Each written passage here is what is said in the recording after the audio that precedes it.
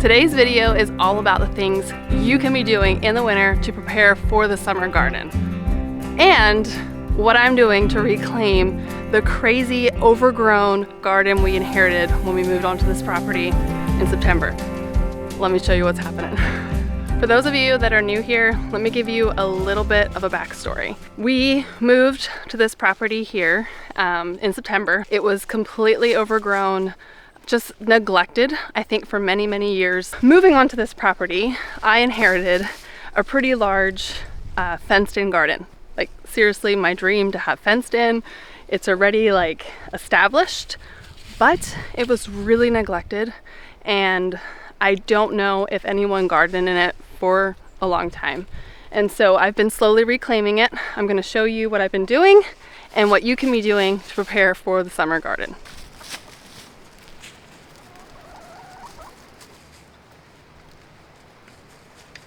I would say the number one thing you can do in the winter is to dream about where you want garden spaces for the summer.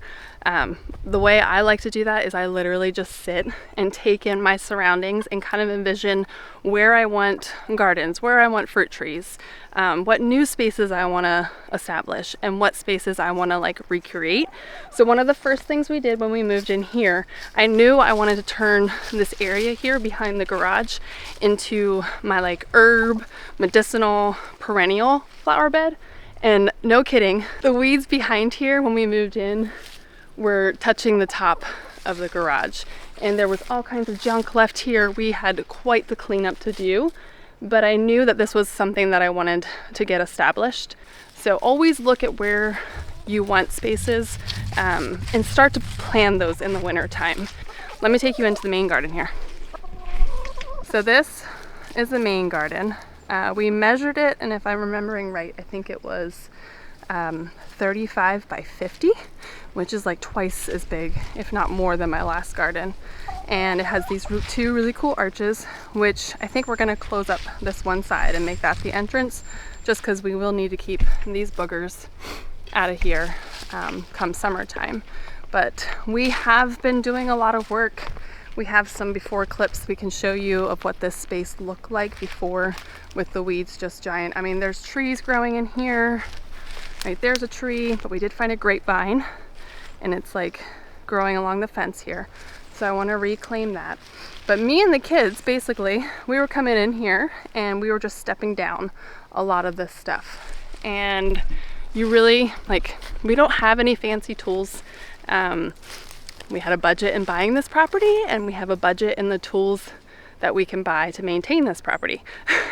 So I have been using a clippers and a weed eater, my hands, a wheelbarrow to haul things out, just not anything fancy. Now, would it be easier to have, like, you know, a giant forest mulcher or whatever you call them to come through here and like clean all this up? Yes, but that costs a little more money. And there's something really satisfying about working with your hands. Hard work never hurt anybody. If you had a garden last season, one of the things I would recommend to do is to go out there and start garden cleanup for the summer. You want to clip at the base of the soil.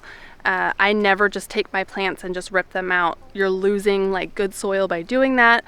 You're kind of disturbing the ecosystem. We do a no-till method here. That's the way that I've done gardening on our last property, and I had great results with that. So we'll continue to do that here.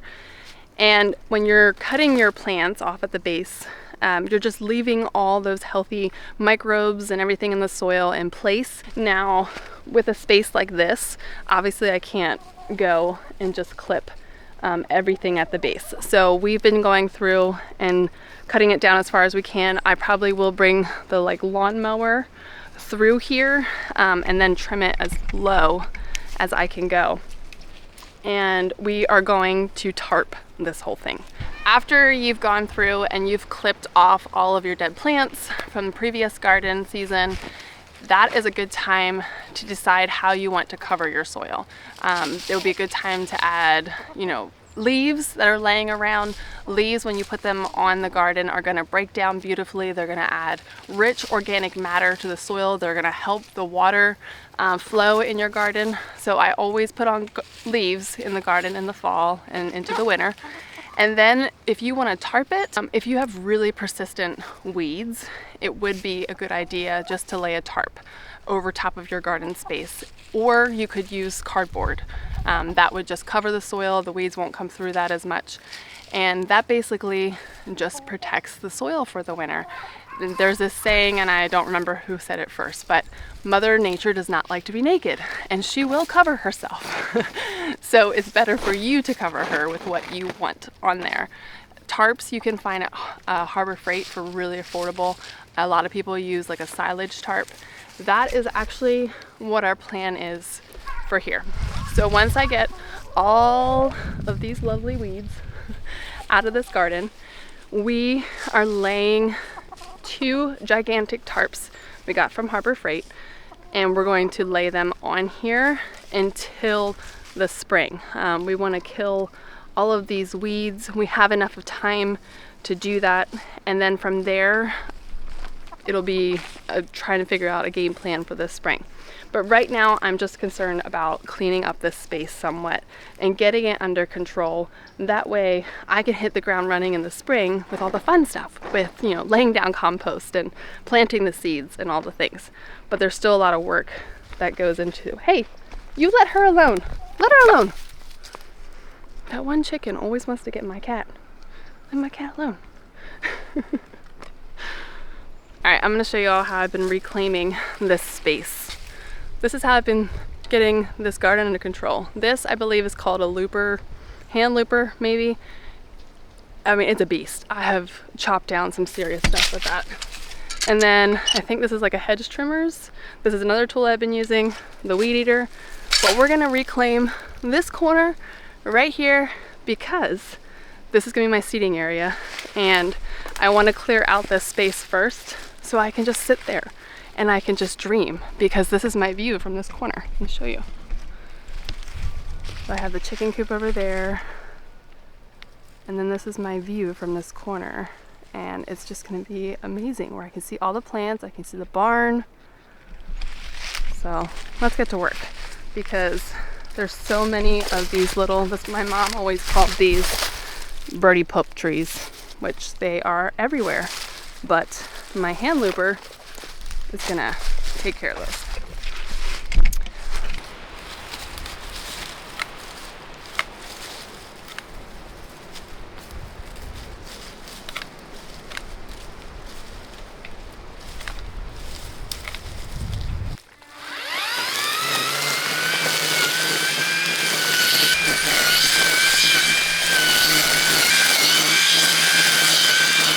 Now, because we're right along the woods line, this is the back of the fence here, it's not going to get a ton of sun back in here. So this is why I've picked this side to be like my seating area. But I could grow some like shade things that get, you know, partial sun back in here. When I do go to plant in this garden, most likely this whole garden won't get planted this year. It's a lot of space being in a new place and trying to get it all together. But I'm gonna tarp it, and then when I'm ready to plant in the spring, I will take up any, you know, grass that might be left behind or whatever, layer down compost, and just plant in those areas, and probably just maintain the rest of like the walkways that are grass and things like that with just the weed eater or maybe the lawnmower. But this little corner here is gonna be really, really sweet, I think, to sit and chat. Putting a garden together is really not, like, it requires, I won't say it's not work. It is work. It requires some elbow grease, but it is so worth it if you are just willing to get your hands dirty and do the work.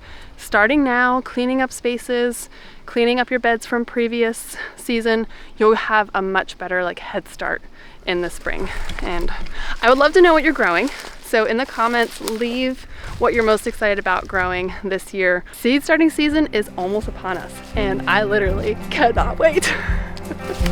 Till next time, guys.